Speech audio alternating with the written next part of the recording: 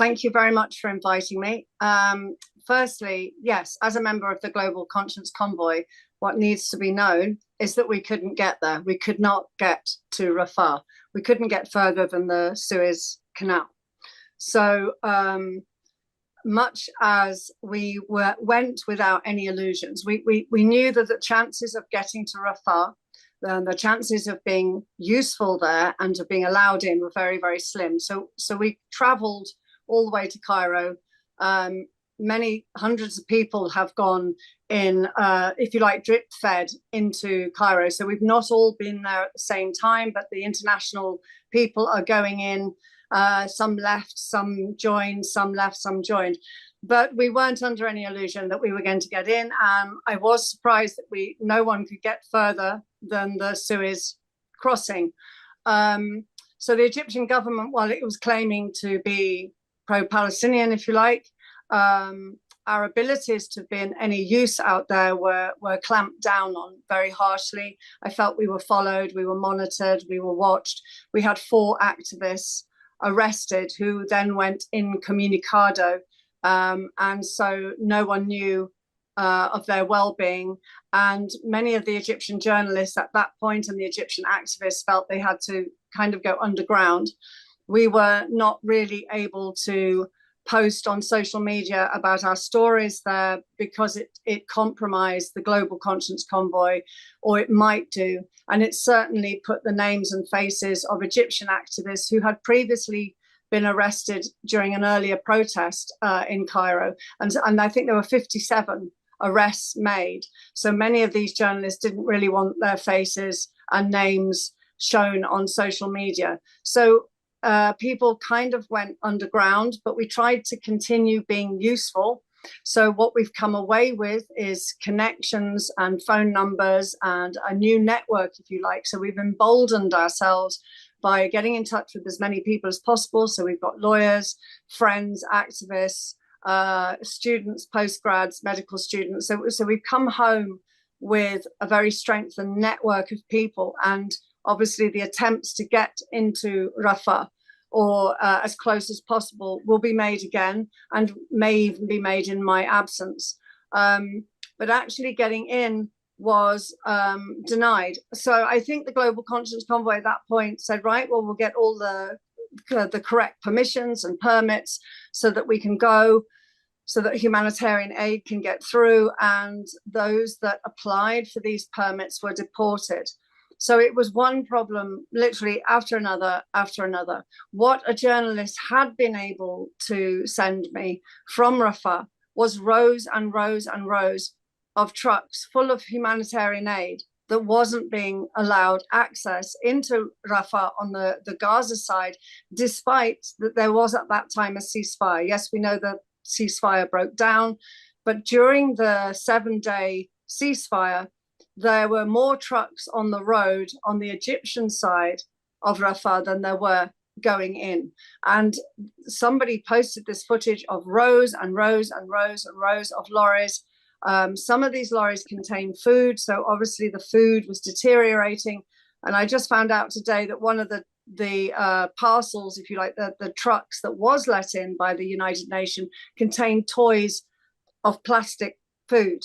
So you can imagine sending starving children in Gaza toys that resembled food, rather than sending them the trucks inside that actually contain the real food. So really our job in the end in Rafah, in Cairo, ended up just being purely about putting pressure on the Egyptian government, almost trying to shame them into allowing access to these trucks, because what is the point during a ceasefire of having all of this aid, the water and fuel and warm clothing, if you don't let it in? And we just needed the evidence of this footage, really. And they stopped us filming. Journalists who were allowed into Rafah or near the border crossing were given a very, very small time limit that they were allowed in and out, and also they were not allowed to film and they were not allowed to photograph. So for photojournalists, it was a pointless exercise. And they said that by the time they'd driven near the border, they had to turn around and go back because their time limit had ended. So yeah, the Egyptian government may well be on side with Palestine, but I think the evidence that it was restricting the humanitarian aid was there for everyone to see, but we weren't allowed to photograph it. We weren't allowed to get close to it, to photograph it and use it as evidence.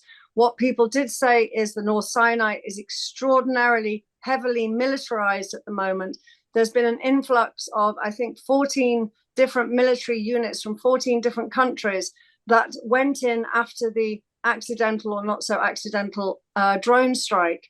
So the restrictions that were put on the Israel-Egypt treaty after the Six-Day War about the area not being heavily militarized and there being no military hardware being allowed there, that's gone.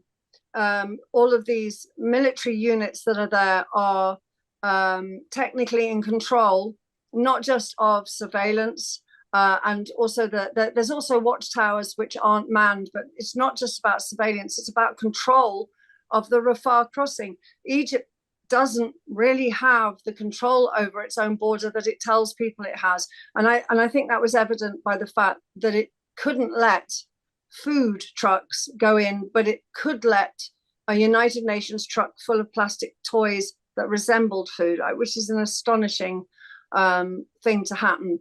So yeah, we basically just had to make good use of our time, and that's the best thing to do for us was we held a protest at the Journalist Syndicate, and we attended a conference.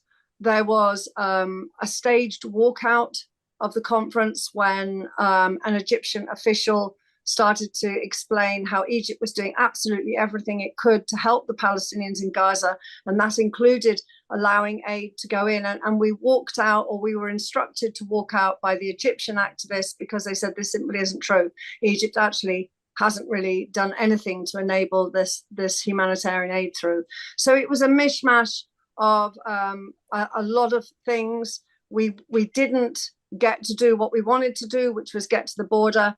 Some people were able to visit Palestinian children in the hospitals who'd been allowed out for emergency medical treatment. We did hear they were going to patch them up and send them back to Gaza. So I think that was quite emotionally difficult for those who were assigned that particular job. My job, I went as a journalist, I went to interview, I went to photograph, I went to get evidence, and I could do none of those things.